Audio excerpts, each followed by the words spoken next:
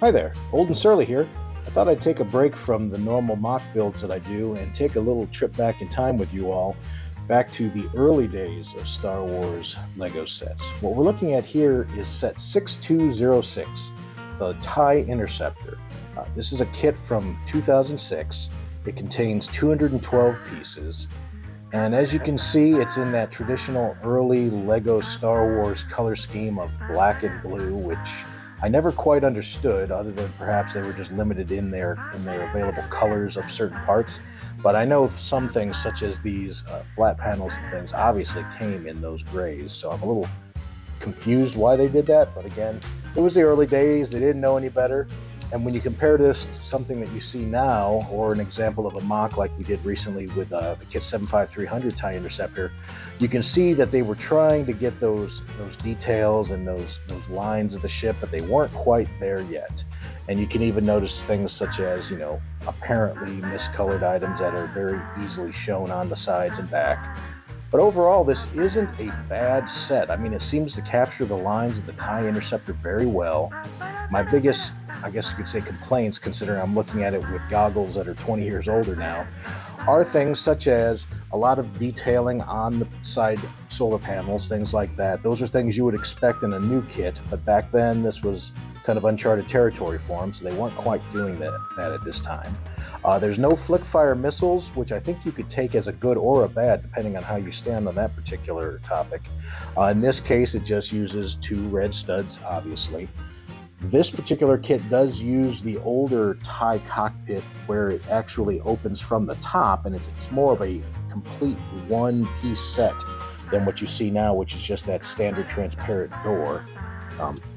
The cockpit over 20 years has not changed very much. As you can see, we're looking at essentially the same type of cockpit you would expect to see even in a modern day one, pretty sparse. The TIE fighter pilot has obviously changed a little bit. The detail of his helmet is almost non-existent back then, and obviously we get a lot finer detail on our figures now.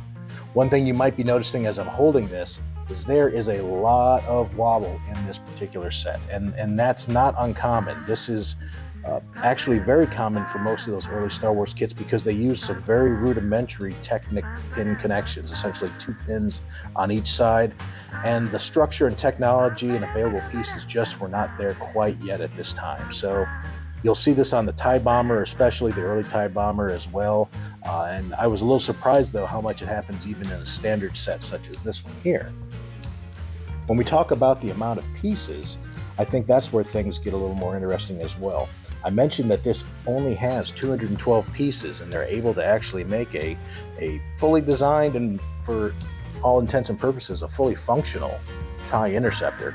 Whereas when you look at something, say, the modern equivalent, and I'm putting it up over here, if we look at the Kit 75300, the new TIE Fighter, even this smaller redesign has double the parts. It has 432 pieces in it, and I think the biggest thing is just the sheer sturdiness compared to what we see in the TIE Interceptor, as well as just that attention to detail, those extra plates that you see everywhere to really make things feel a lot more fleshed out and sturdy.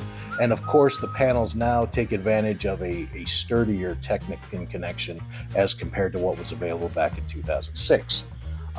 Of course, we've switched now to the traditional TIE Fighter cockpit door we're used to seeing, but as we mentioned, while there's a little bit more in there, we've never had a really fully designed cockpit for any of these types of particular builds. So again, though, it's not bad. I think we've really come a long way in almost near 20 years compared to what we see on the existing kits.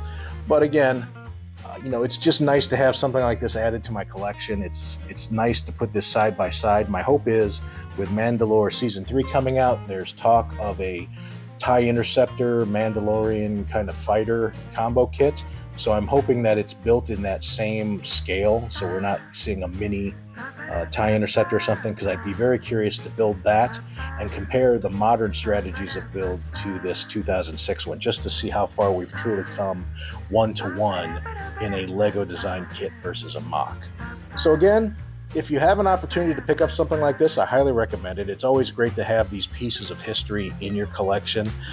They are fairly expensive, though, if you're trying to find an unopened one. I was fortunate to come across this pre-owned set that a user was just trying to reduce the size of his existing inventory, and I picked it up very inexpensively.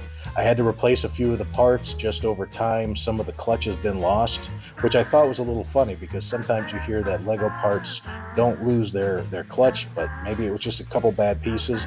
But in particular, a number of these blue pieces were actually the ones that were losing their clutch on the set, so I had to replace those out of my own inventory.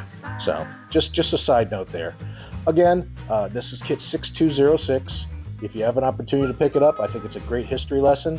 Or if you want to see the time-lapse build, I did put up a short time-lapse video so you can see this thing kind of go from all the pieces broken down up into the full item you see here.